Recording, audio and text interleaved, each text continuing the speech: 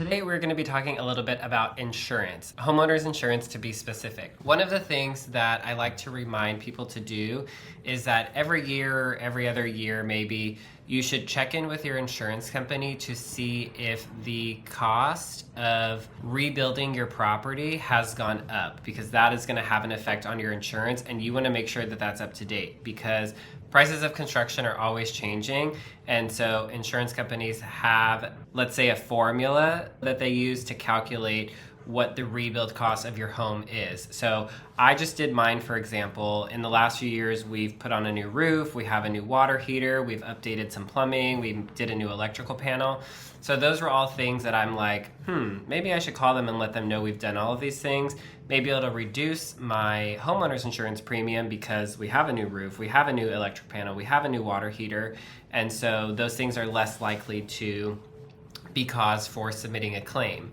So when I did call, I let them know all of these updates that we were making, and then the value of my home now is obviously different than it was then, and the cost to rebuild 5 years ago might be different than it is now.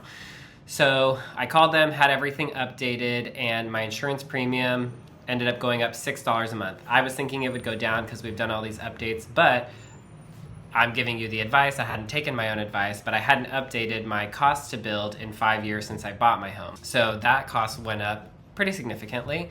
So then therefore my insurance premium went up. But if I had not done all of these other things that we did, the new roof, the water heater, the electrical panel, and the plumbing, then the representative told me that my insurance premium would have gone up way more than just $6 a month. So to make sure that you're staying in tune with that and you're not going to have a really big increase all of a sudden, or if something happens to your house, you're not going to be able to rebuild it the same that it was because that was never updated on your insurance premium.